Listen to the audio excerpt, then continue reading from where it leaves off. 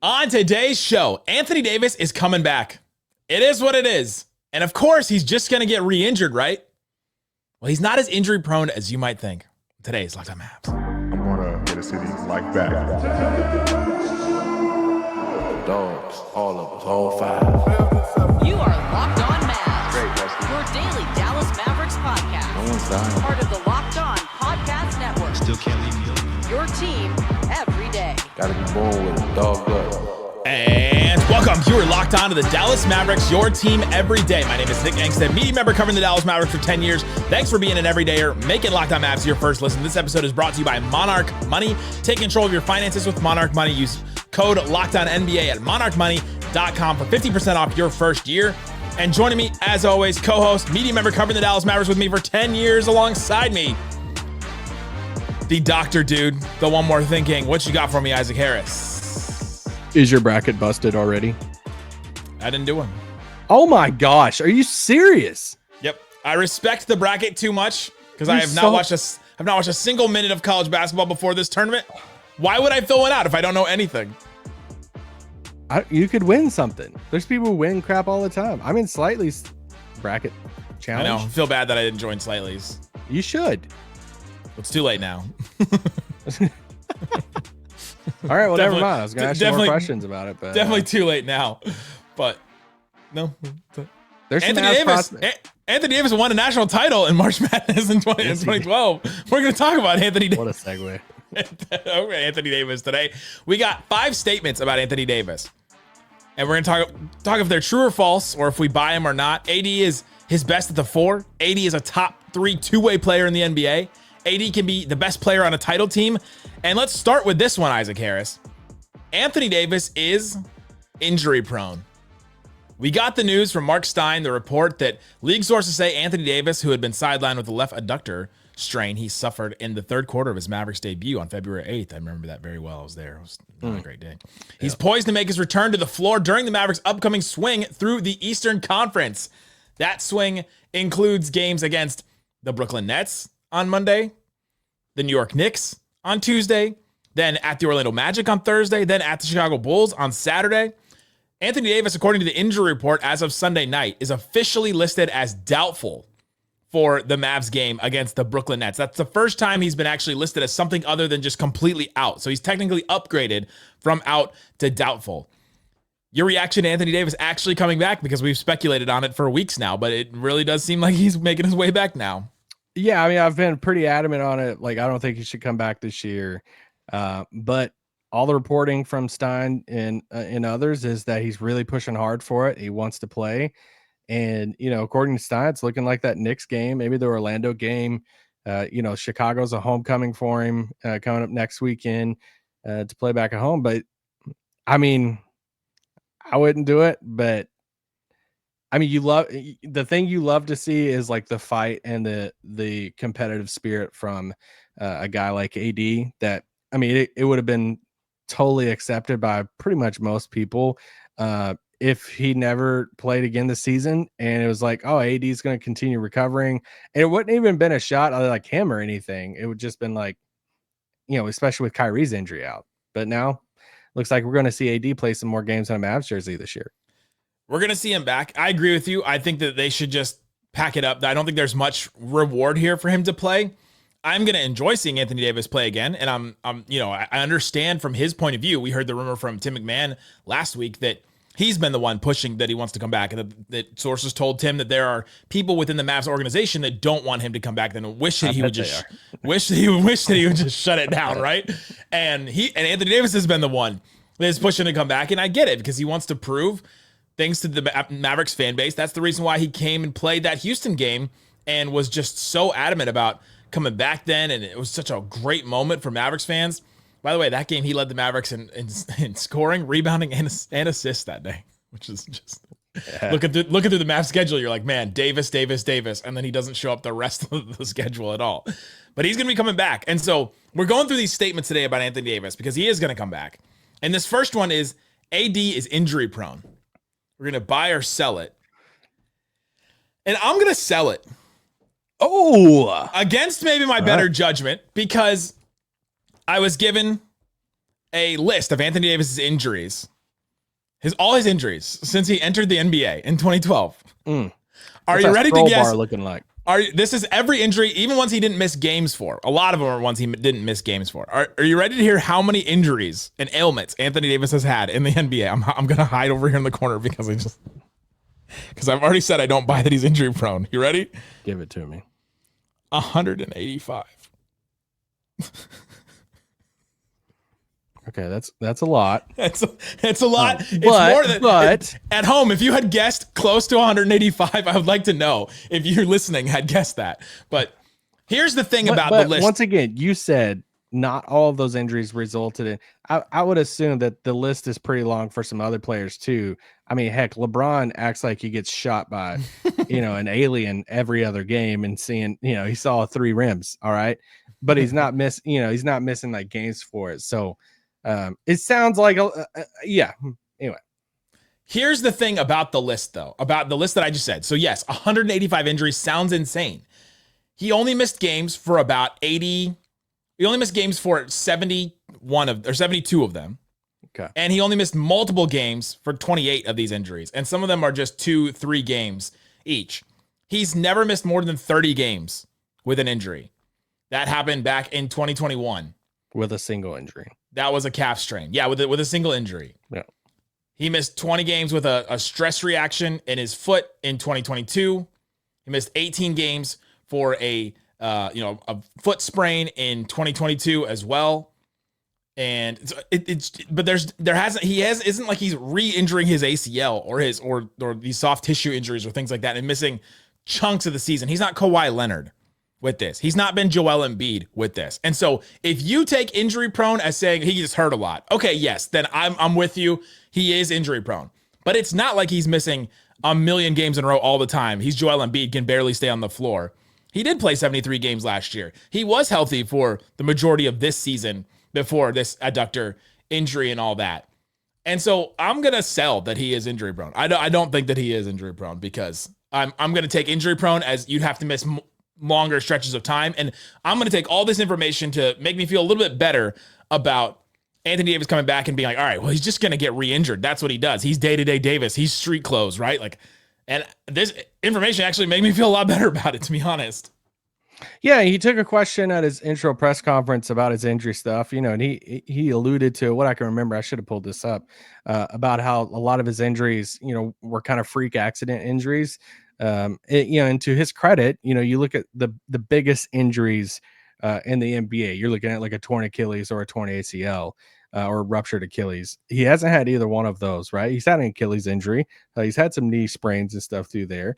But he hasn't had the biggies in his career. You go back to, you look at when he first came into the league and you look at his kind of like his whole tenure in New Orleans, outside of his last year in New Orleans, his rookie, sophomore, third, fourth, fifth, sixth seasons, first 6 seasons in the league, he never missed more than 21 games in a season. His 5th and 6th season, missed 7 games in each one of those seasons. And it's like, you look at his last season in New Orleans, a lot of drama and stuff around that, that's that all, season. folks. He misses, 26 games in that. And then he gets to LA, and his first game in LA is, obviously ends with the bubble championship. He's healthy for that whole postseason run. He plays in, he only misses 9 games in the regular season that year, his first year in LA. Plays arguably his best basketball of his career. They win the title, if you count that title. But then it's after that. It's the 2 years after that in which he missed in his 9th season. He misses 46 games. Yeah. 10th season misses 42 games. And then it's last year. He only misses, a handful of games there, less than 10 games. So you're really looking at, if you want to look at the huge chunk of games missed in a season, those, roughly half the season through there. He doesn't have a season in which he missed the whole season because of a big injury. Right. But he does have those 2 years, both kind of recent, post-COVID, in which he missed 46 and 42 games. So what is injury prone, compared to some of the other guys? He's missed a total of 232 games in his career. All right. That sounds like a lot. But he's played in 779 games. So you look at a guy like Joel Embiid. Joel Embiid has missed 400 regular season games and played in 446 of them. He played in 446 regular season games. All right. You're getting around 48% of games right there. Okay. That he's missed in his entire career. You compare that to like a Kawhi Leonard. Anthony Davis has missed 232 games in his whole career. Kawhi Leonard's missed 290 games over the past 10 years or 8 years of his career. So I'm not, and it's like, all right, somebody's probably saying, well, you're giving this the extremes of the superstars of Embiid and Kawhi. Just because he's not Embiid and Kawhi doesn't make him, doesn't make him not injury prone. Bridges. Because you look at like a Steph Curry. Steph's missed 182 games in his career. He had those ankle injuries early on in his career, and since then a few times too. But it's like, would you consider Steph injury prone when there's about a 50 game difference between the two, which is still a lot? I think everybody would consider Embiid and Leonard. So what's the in between there? I don't think AD is as injury prone as a guy like Embiid or Kawhi Leonard. Or you're looking at like a Klay Thompson who's had the major injuries. I mean, 2 of them, of the knee and Achilles and stuff. But also, I don't think he's like an Iron Man either. So is it fair to say he's an injury prone player, or is it like he's roughly in the middle of that? And I'm gonna because of the scope of injuries, I think I would say he is injury prone because of the long scope of injuries, yes, but I don't think it's as big of a deal as what some people make.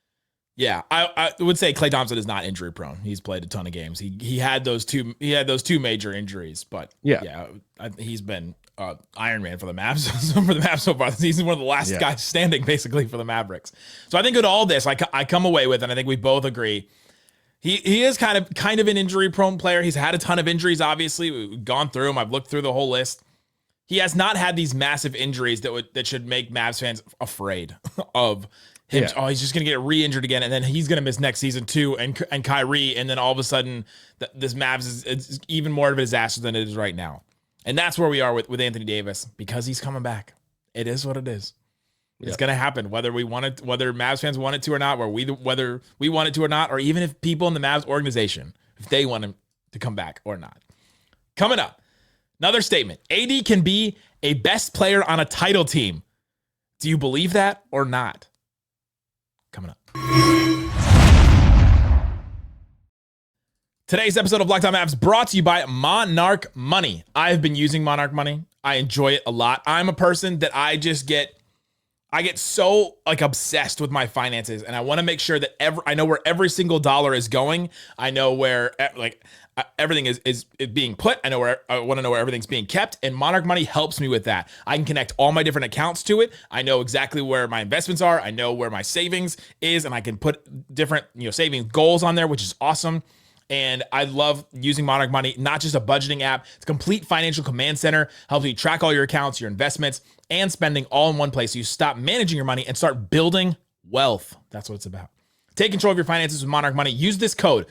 This is amazing. Locked On NBA at monarchmoney.com. You get 50% off your first year to use all those different features that I love. That's monarchmoney.com. Code Locked On NBA for half off your first year. LockedOnNBA.com is that code at monarchmoney.com. Shut it down! Let's go home! I'm not playing. I'm watching, just like you guys. Thanks for hanging out with us on Locked On Mavs, being part of the show, part of the Raccoon Squad, what we call our listeners, listening every day. We appreciate each and every one of you for checking out the show. We have the Locked On Mavs text line where we send you messages and updates on when is Anthony Davis going to come back. Any rumor that we ever hear, we text it straight to your phone. It's a great way to connect with me and Isaac. Isaac does some mailbags there where you can get some questions answered. And I'll send you updates on game days every single time that games happen and all that kind of stuff. It'll be great through draft season where we'll send you our draft profiles and things like that. So subscribe to that text line, 214-643-8637. That number is in the description or in the QR code. Try that. It helps support the show. All right, Isaac. We're going through these statements about Anthony Davis. He's an injury-prone player. We parsed that out. AD can be the best player on a title team. Where do you start to take this statement? Yeah, I say true on this one, but I think it's true, but it's a very narrow width between between him and the second player. And I say this because I immediately look at, yes, you can look at 2020 And I think it's more of a debate probably than you do about who is the best player on that Lakers team, AD or LeBron. Yeah, that one, I don't think it was a debate. But like you think it was I think it was LeBron? This last couple of years, I think it could be a debate for sure. You look at those playoffs and stuff, really similar numbers. LeBron had better numbers in the finals and stuff. He did average, over 31 a game against Jokic in that series in the bubble there. But let's just fast forward just a little bit. I look at the titles of like a Jokic. I look at a title of like Giannis. Yes, Jokic isn't a two-way guy like like AD. But Giannis is, and I'm like, all right, I think both of those guys on their title teams in which the year they won the title, I think that they were the best player on their teams. But I think right underneath them, they had to have a creator. They had to have a perimeter guy in a Jamal Murray that was making massive shots, in a Chris Middleton that was younger, healthier Chris Middleton / Drew Holiday. But Chris Middleton, I mean, wasn't it like Perk was on TV? It was like, Chris Middleton's the guy for Milwaukee. He's the best player. And it's like, no, he's just like, Giannis was the best player. You guys know he plays for the Wizards now. I know. He kind of like fell off the mat. So do I think AD can be the best player on the title team? Yes, I think he can, because of his two-way potential and how dominant he can be on both ends of the floor, similar to a Giannis in that Milwaukee year. But it doesn't mean, I think there's other avenues of like a younger LeBron or something, to where if you have a perimeter player who can both create and stuff and play, like, I think it's a little easier for them. It's a wider margin that a perimeter guy could be the best player compared to a big. If that's kind of got confusing probably, but I'm gonna buy this statement that he can be the best player. I also agree with you too that the margin for error is much smaller for a player like him, because he is not the go get your own shot type of guy necessarily. The elite, like Kawhi elite in Toronto. level. Yeah, like Kawhi in Toronto. Good players around him, but I feel like the gap between Kawhi and the next best player was really, really large compared to like Jokic is clearly best player, but Jamal Murray had to have some. I would say that Kyle Lowry was close to Kawhi Leonard, and maybe closer than Jamal is to Jokic. Like as far as like impact in the playoff. But I think I'm with you on some of these other teams, because you look at last year, the Boston Celtics, like Jaylen Brown and Jason Tatum. But Jaylen Brown won the Finals MVP. It's hard to compare a team like that. But you look at some of the titles where the player that won like Finals MVP or was the best player on that team was not necessarily an MVP level player during that season. Kawhi on the Raptors is an example of that. I don't think he was MVP. Maybe he played the whole season and all that. I think Curry in 2022 is a good example of a player that was not necessarily an MVP player at that point in his career. Maybe could have been, but he had a good supporting cast around him. So Kawhi, Curry, the Jaylen Brown example, and then also Kawhi in 2014 is an example of a guy that he had a really good cast around him and was an elite defensive player. And maybe it's hard to compare any of these teams because there's just so few examples, because there's only one title team every year. Go back to 2011. I know this is like sacrilegious to compare this to, but Dirk that year was not like an MVP level player. He just had a great team built around him. I point all these guys out because Curry, Kawhi, Dirk are all go get your own bucket kind of guys. You look at the other like Finals MVPs the other years: LeBron, Durant, Iguodala. We're not going to count. Giannis, Jokic. Those guys can go get buckets and are like that. And so I think it would be tougher for an Anthony Davis. But if he has a running mate like a Kyrie, who is a guy that can get your own bucket kind of guy, I think that it is more possible. But I think that AD could still be the best player, even with those two guys. So I'm going to buy it. All that being said, I'm going to buy this statement. And why I brought up the whole, like, you got to have the perimeter guy in like a Kyrie or Jamal Murray or something like that, is this kind of goes into like one of the reasons why I don't think you should play this year. I don't think, I would love to be proven wrong. Yeah, say it. Reverse jinx it. I don't think that AD can lead this current Mavs team without Kyrie and with all the injuries that they have to a title. So is a title it this season though? Can, like, to be even kind of successful? I go back to my example. If they made the playoffs, the first 10th seed to ever make it, and they win a game or 2 games against the Thunder. You talking about that one game all summer? I think everybody's still talking about the trade all summer. For sure they still are. But don't you feel a little bit better? Don't you feel a little bit better when you're Dinwiddie dropped 26 against OKC in game 5 and we got gentlemen swept? I'm not going to imagine adding Kyrie to that team. Do you think we were a Kyrie away from beating the best team in the Western Conference? Like, wouldn't Mavs fans say I don't stuff need like one that? game against OKC. They cannot make the play in, and I still believe that. I don't need to get gentlemen swept by OKC for me to feel more hope. Would you even enjoy that win if they got that one win against the Thunder? Would you even enjoy because I'm severed?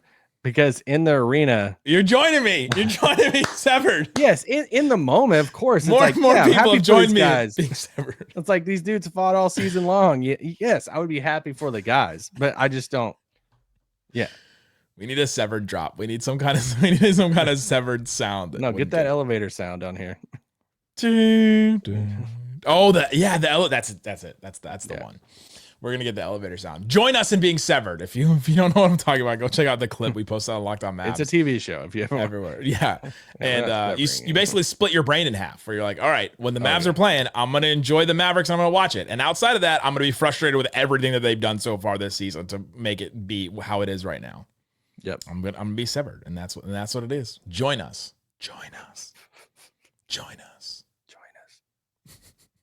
Be shills. Like Innies aren't real. They're not real people. In the AAC, they are.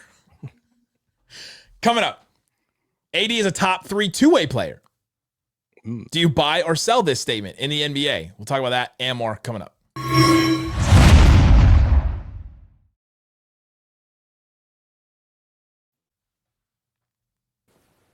The NCAA tournament is here, and so is the Bracket Breakdown. Locked On Podcast Network and Amazon Fire TV channels are teaming up to deliver NCAA tournament coverage like never before.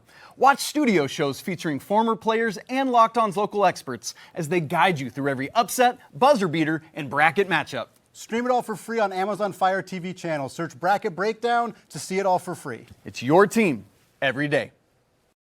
You're dang right it is, Isaac Shade.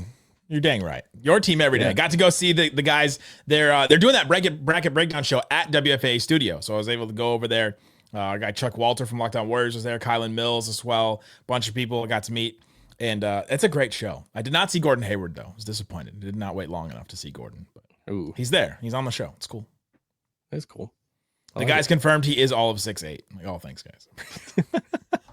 Thanks for your confirmation. You're like, what's Gordon Hayward like? He's like, he's definitely 6'8". Like, oh, thanks, guys. He did the combine where he had to measure it all. We've watched him in the NBA. We're going through statements about Anthony Davis. We talked about him being injury prone, talked about if he can be the best player on a title team. Anthony Davis is a top 3 two-way player in the NBA. Where do you start this list? Well, I think Giannis is number 1. I think he's the best two-way player in the league. I'm with you. I think he's right there with Jokic as far as best player in the whole NBA. I think after this is where it gets interesting. I will buy the statement that I think he is, because I think it's basically a combination of, I'm going to throw at you 5 names and you got to pick 2 of them. Bring it. SGA, Tatum, Wemby, AD, Jaylen Brown. SGA, Wemby, Tatum, Jaylen Brown. Those are the 4 names. Anthony Davis and Wemby. You got to pick 2 of these. These 5 names. You got to pick 2 of them. I'm going to go Giannis, Wemby, Anthony Davis. I am also going to do that. And it's very tough. Jaylen Brown, is it bad that I think Jaylen Brown's a better two-way guy than SGA? No. I just think, and this doesn't, I know. Depends on, you go back to like our conversation the other day. It just depends on how you value each side of the ball, right? Like SGA is just so elite on offense, way more than Jaylen Brown is. But I think Jaylen Brown's a better defender than SGA is. So it's like, okay, well, is he better at the 2 things, or is it, how do you value it? The difference is, like, I think a Tatum and SGA, like, I think they play better consistently defense than like some of the just offensive people. Like, I think their defense is better than a Luka or Jokic, but it's not like, I think SGA's defense gets a little overhyped at times. But yeah, I think for me, it was like Jaylen Brown versus Wemby.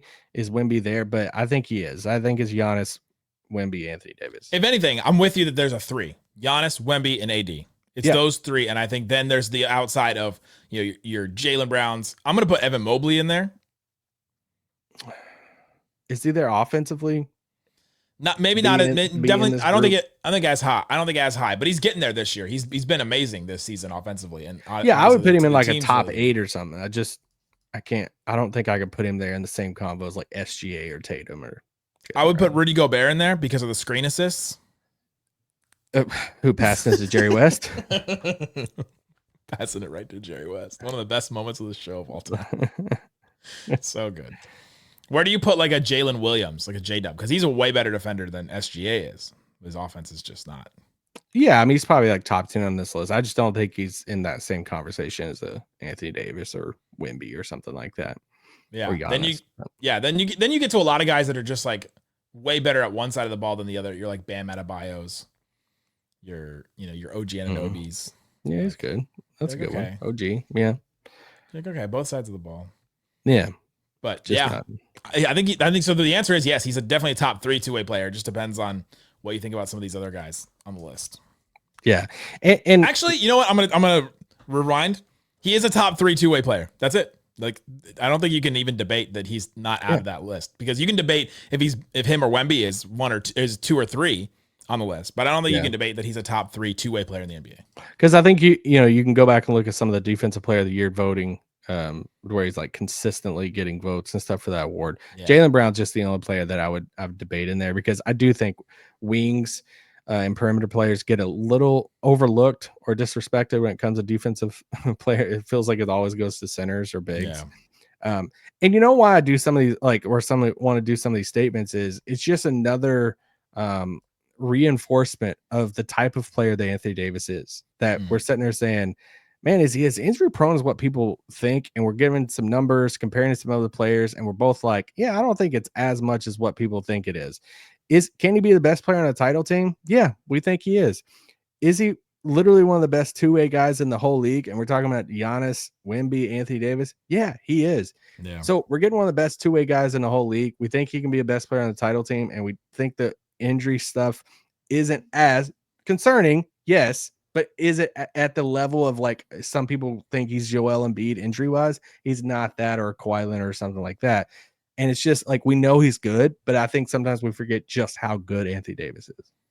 But is he the best at the 4 necessarily? The last statement we're going to do today, AD is at his best playing the 4, playing the power forward, playing next to a center. You buy or sell that statement? I do, because I think we got more to work with as far as, like, stat, or not really just stats on it, but we've seen it more. It's the reason, it feels like his conversations followed him forever. It's the reason I asked him about it when in his intro presser about playing that, because you look at throughout his whole career in New Orleans into his time in LA, he's played the 4 his entire career. You can even go back to Anthony Davis high school stuff going into Kentucky, in which, Anthony Davis has these, crazy stories about his growth spurt in high school and how he jumped up to 6'10" or 6'11. But this is why he had the ball handling skills and stuff. And, this was early Kentucky, early John Calipari days, to where it's like, whoa, we really hadn't seen a ton of players at 6'10", 6'11", that athletic, that could also handle the ball. And he's like, dude, I played guard when I was in high school until my growth spurt. And then he, jumped up to be a big. And so he's played 4 for so long, and even into his New Orleans career, into his first year in LA, in which he played the 4, and he references all the time. Yeah. I played the 4 next to JaVale McGee, to Dwight Howard. There was an interview I found earlier today in which he was like, I think it was that interview early in the year in LA, to where he's wanting them to go trade for a 5, and he's pretty adamant about it. Yep. He's like, I think that was the best way to construct a team, like roster construction, is for him to play the 4 alongside of a guy like that. And he's like, we want a title and stuff like that. It allows him, to roam a little bit on defense, play help side, but also roam on the offensive side. So they win the title with him playing the 4 in that bubble year. And then right after that, Darvin Ham's like, so I think we're going to try at the 5. And, then it gets kind of weird. Well, the roster was different, you just had, like, yeah. Yeah, and then you got like, the heavy analytical people that are like, no, dude, him at the 5. That's the position you should play. And I feel like that was an argument back and forth with people like he should play this, but he wants to play the 4. And then he was injury prone and stuff. So, and then he clearly wanted that this season in LA. He comes to Dallas. He was injury prone. He's raving about playing alongside Gafford and Lively. Yeah. So it's like, I think it's more of he has a resume that he's a Hall of Famer right now. He's one of the best players in the league right now. So, and he's played the 4 the majority of his career. We have more of those numbers to work with compared to time at the 5. So I feel like I have to say he's the best at the 4. I'm going to take him at his word and just think, and sometimes players will say things and we'll be like, his word. Some players will say things and be like, okay, yeah, sure, bud. Right. Whatever. You don't know what's best for you. We do as the outside observers. But I'm going to agree with him. Listen to this list of centers he's played with. And I don't know if he's had like a real shot besides Give me an Asik. That one title year. Did he even play with Asik? In New Orleans, I think, right? Oh, yeah. Oh, yeah. He played 180 games with Alexis Ajinça. Let's go. 154 games with Omer Asik. Yeah. 108 games with Dwight Howard, who was, at the end of his career there. 92 games with Jackson Hayes with the Lakers. I mean, Luka's making this guy look like young DeAndre Jordan right now. Very true. 73 games with JaVale McGee. 64 games with Robin Lopez. 59 games with DeMarcus Cousins. Had that one season, or that two halves of a season. 2 halves of a season, basically. Remember he got traded at All-Star Weekend? He played 35 games with Marc Gasol with the Lakers. 34 games with Jahlil Okafor. Whoa. 26 games with Emeka Okafor. Got both the Okafors going Holy crap. 23 games with Christian Coloco. 22 games with our boy. Who's our boy? Christian Wood, baby? Hold him hostage. Put the chair against the door. DeAndre Jordan. Oh. Christian Wood. I didn't count Christian Wood as a 5 with him, necessarily. Okay. He played 21 games. Adam was ready. 21 games with the best take master in the game right now. You agree with every single thing he says on television. Wait, Pentax on TV? Kendrick Perkins. God. He played 18 games with Thomas Bryant, 18 games with Andre Drummond. Like this is the list of centers he's played with. Gafford and Lively are going to be 2 of the best centers he's ever played with. And I think giving him a chance at the 5 to see what he's really capable of. 4. Oh, giving them those guys play the 5 for him to play with a 5, and him to play the 4. I think will do wonders, and I think it'll be amazing to watch. We saw it for 3 quarters, the one game he played, and then at crunch time you can play him at the 5 and play PJ at the 4 and do that and run that whole thing because he's okay with that. He's been very clear of like it's not like I would never play the 5. Right. Put somebody out there that's under 6'9" with me and I will riot. No, he's not like that. Like even imagine scoring in crunch time when you're playing Lively and AD though, with AD's roaming around on defense. Like it's just, if you can play that way and you can close that way, then it'd be incredible. And so I'm going to buy this one because I'm going to take AD at his word. Me too. Guys, we'll be back with more Locked On Mavs all throughout the week. We have a live show. Yeah. April 8th at our friends at Four Corners Brewery are helping us put it on. Join us at 7 p.m. We're going to hang out. It's the day before Luka comes back and plays the Mavericks on April 9th. It's going to be a good time. There's great drinks there. Me and Isaac and Slightly will be there. Maybe some extra friends, some special friends will join us as well. It's going to be a good time. Join us at Four Corners Brewery. Guys, thanks so much for listening to Locked On Mavs. We'll be back tomorrow. Peace out. Boom. He's injury prone. He's not injury prone. He is injury prone.